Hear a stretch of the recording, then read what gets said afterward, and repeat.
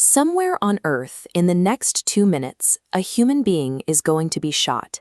That average holds every single day. 1 billion firearms are on the planet right now, 1 for every 8 people alive. But none of them were ever supposed to exist. Go back 1,200 years to ancient China. The emperors of the era were funding massive research projects, paying alchemists, who were essentially part scientist, part wizard, to find the chemical secret to eternal life. They tested hundreds of recipes. One of them called for grinding a yellow mineral called sulfur, some burned charcoal, and a white crystal called saltpeter, which was quite literally scraped off the walls of old manure piles. The alchemists mixed these 3 ingredients in a bowl, leaned in close, and immediately blew up their own workshops. The chemical anomaly here is the saltpeter. A normal campfire burns for hours because it slowly pulls oxygen out of the surrounding air. But saltpeter has oxygen locked deep inside its own crystal structure.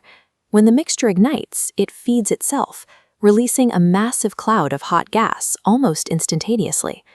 Out in the open, that reaction is just a bright flash and a loud bang. But trap that expanding gas inside a sealed space with walls, and the pressure has nowhere to go. It forces its way out through the single weakest point.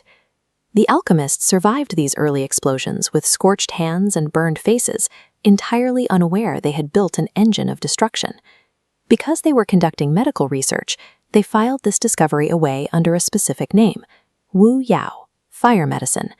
A failed cure for death became the exact chemical reaction that powers every firearm on Earth. For 2 centuries, fire medicine stayed mostly harmless, used in fireworks and flares.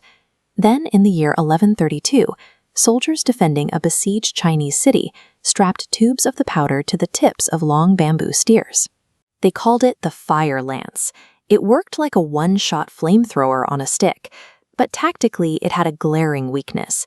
The roaring jet of fire only reached a few feet in front of the user, forcing soldiers into dangerous close-quarters combat before they could light the fuse.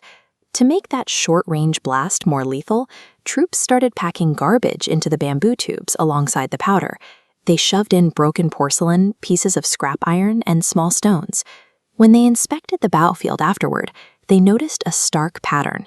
The fire still only went a few feet, but the packed trash flew much further, punching deep into bodies. The garbage was doing far more killing than the flame itself. The projectile took priority over the fire. To make those projectiles fly even further, soldiers needed more pressure. They packed heavier charges of powder into the lances. But bamboo has structural limits. Pack in too much powder, and the pressure doesn't shoot out the front. The entire tube detonates directly in the soldiers' hands. Losing soldiers to their own weapons forced Chinese metalworkers to design a container that could not burst. They cast thick tubes out of solid bronze, ensuring the massive spike in gas pressure had exactly one avenue of escape, straight out the barrel. By simply trying to stop bamboo from blowing off their own fingers, these soldiers engineered the first true gun barrel. The device permanently shifted from a flamethrower to a projectile launcher.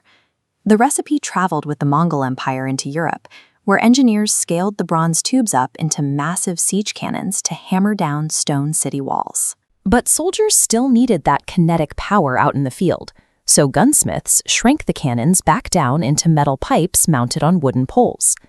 The early hand cannon introduced a ridiculous physical problem. To fire it, a soldier had to grip the heavy wood in one hand while using the other to manually press a burning cord into a small hole on the top. At the exact moment they fired, they were staring at the glowing hole, not the target. In the 1400s, gunsmiths introduced a mechanical trigger called the matchlock. A small metal arm held the burning cord for the user. When you pulled a lever, the arm swung down and pressed the fire into the powder. Finally, a soldier could grip the weapon with both hands and keep both eyes on the enemy. But the matchlock required a continuously burning length of cord.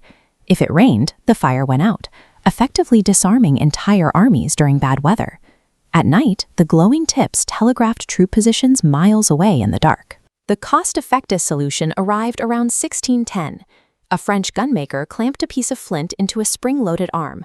Pull the trigger, and the flint snapped forward, scraping a steel plate and showering hot sparks directly into the powder. The flintlock was rugged, and it generated its own fire entirely on demand. For 200 years, the flintlock ruled the battlefield, despite a glaring operational delay. Loading the powder and ball down the muzzle took a trained soldier a full 20 seconds. Worse, when you pulled the trigger, the powder on the outside flashed first, creating a bright puff of smoke a split second before the gun actually fired.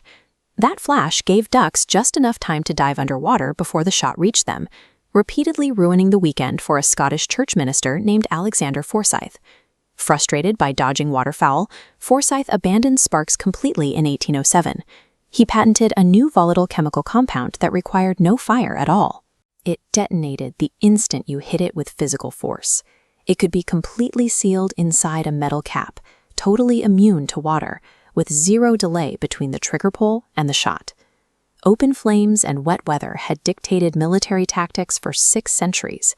The elements finally lost their grip on warfare only because a clergyman got tired of missing birds in a marsh. By the 1860s, gunmakers took everything required for a single shot: powder, projectile, and impact chemical, and sealed it all inside a small brass case. This self-contained unit eliminated the 20-second loading ritual. Arming the weapon became an instant 1-second mechanical motion. Once the ammunition was fully enclosed, you could stack multiple cartridges in a magazine. The repeating rifle, the 6-shot revolver, the modern automatic pistol, every famous firearm built since the American Civil War is simply a mechanical variation designed to feed that exact same brass case into that exact same metal tube faster. Nobody planned any of this. Nobody sat down and invented the bullet. The modern firearm is the result of 1,000 years of frantic trial and error, built by humans patching annoying physical flaws with bursting bamboo, wet fuses, and escaping waterfowl. Ancient alchemists began this process, searching for the secret to eternal life. They set out to conquer death, but through a cascade of chaotic, unpredictable accidents, they inadvertently perfected its favorite tool.